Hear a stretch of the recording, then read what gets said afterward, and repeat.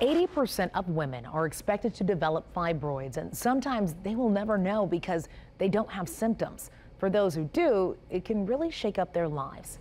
All this week, we have News 8's multicultural reporter Katiera Winfrey, who's been reporting on these things. Katiera, thank you for sharing this story, and today she's sharing a special one with us. Well, Alexa, since I started sharing this story on social media, I've gotten so many messages from other people who said they were going to go get checked. Even my best friend just got checked and found out she has one fibroid. So while I do not want to become the story, using this platform to share information, well, I'm all for it.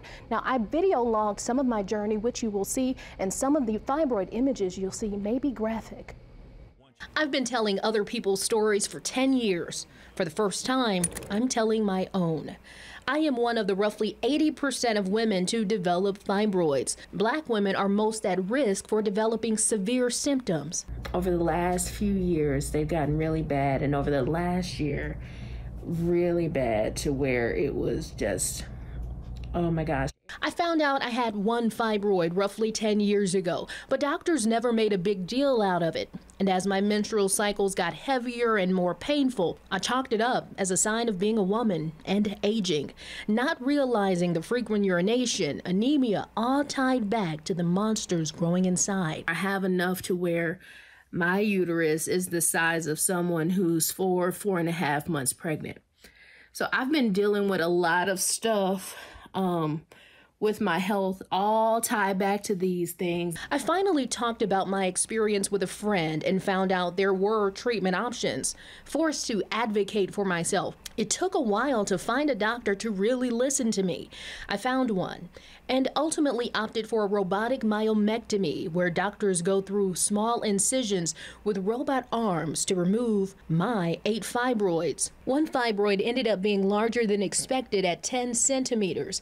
That's about the size of a grapefruit. The doctor also found a couple more. Hopefully, I'll start getting some more relief by the end of the week, because right now, this is not fun. It's still not clear why fibroids develop, but doctors do know heredity often has something to do with it. This is my dad's sister, Michelle Butler. Hey, Annie. Hey, darling. I call her Annie Gwynn. A doctor found a growth in her uterus in 1978 after giving birth to my older cousin. At that time, fibroids wasn't really something that they were discussing. You know, he just told me he didn't know what it was. He said, you definitely have a growth, but I don't know what it is. Fast forward to 1995, she had her first surgery. But from then to 2003, the pain and excessive bleeding came back worse than ever.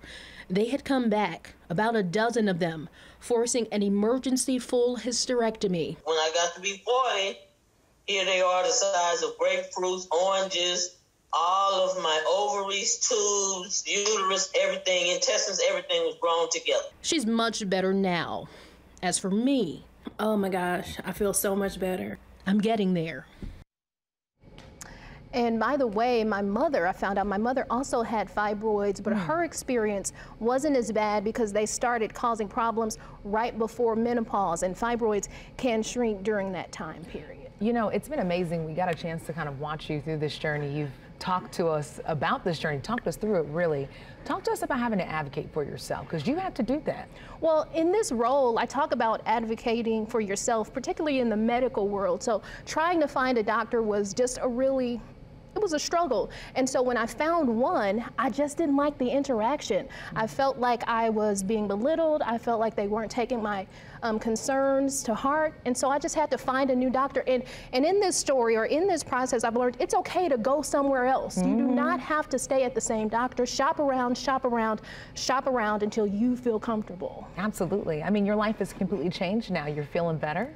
I am feeling better. I'm not completely all the way there because, as I mentioned, my uterus had grown to a size 4.5 pregnancy. So I'm still kind of bloated.